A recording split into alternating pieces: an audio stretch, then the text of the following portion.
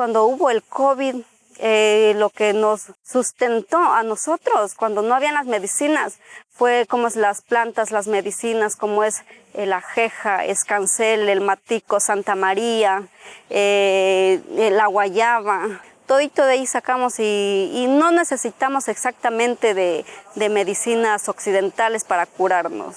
Nos curábamos con medicinas ancestrales. Hace muchos años mi papá conversaba de las fiebres amarillas, de las diarreas. Entonces, de la fiebre amarilla, esa planta es buena, me conocía, esa planta es para todas las enfermedades. Entonces, esa planta tienes que poner en todas las medicinas.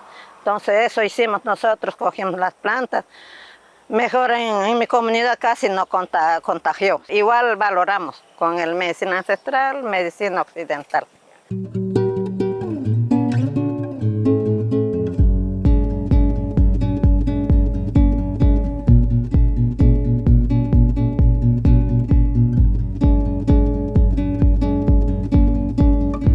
A mí me parece súper interesante y de verdad súper productivo, ya que va a haber intercambio de conocimientos entre culturas. Digamos, nosotros sabemos unas cosas y podemos aprender más de otras culturas. No solamente hay una o dos nacionalidades, hay muchas nacionalidades como la nacionalidad achuar, shuar, quichua, guaurani, también está la nacionalidad zápara, que son parte de este proceso y con la participación de 9 organizaciones a nivel de la región amazónica. Los sabios son la biblioteca que van recogiendo conocimiento desde hace mucho tiempo y eso están pasando a los jóvenes para mantener así nuestras raíces y valorar lo que es nuestra cultura.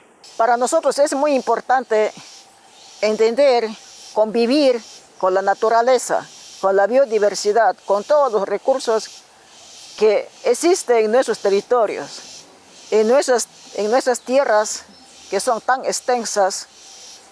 Nosotros conocemos dónde están las cascadas, dónde están las lagunas, dónde están los árboles grandes, qué cordilleras no hay que caminar, dónde viven los tigres, dónde vive la anaconda, dónde vive la serpiente, dónde no hay serpiente, dónde hay tales medicinas, porque no en todos los territorios están todas esas medicinas, no.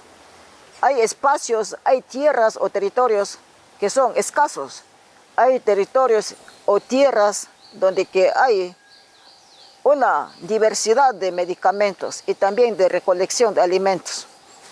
O sea, ellos nos brindan un conocimiento que ellos han vivido. O sea, nosotros somos de la generación que venimos recién.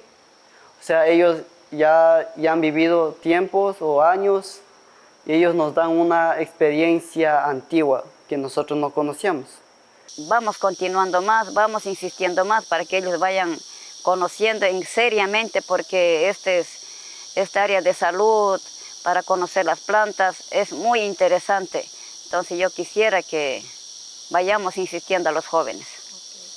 Estos conocimientos para nosotros nos va a servir de mucho, ya que nosotros también debemos dar una réplica en nuestras comunidades, comunas y también en nuestras organizaciones.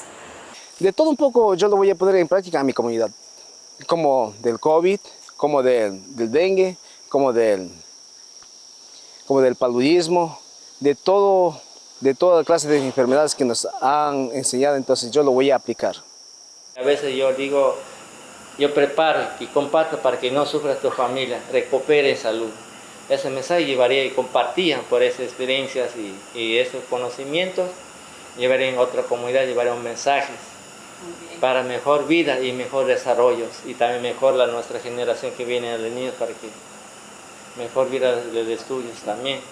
Llevaría este mensaje de todo lo aprendido en mi comunidad, primero que cuidemos nuestro entorno, nuestra tierra, lo que producimos, que cuidemos, que trabajemos de una buena manera, porque de eso nos alimentamos, de eso nos nutrimos.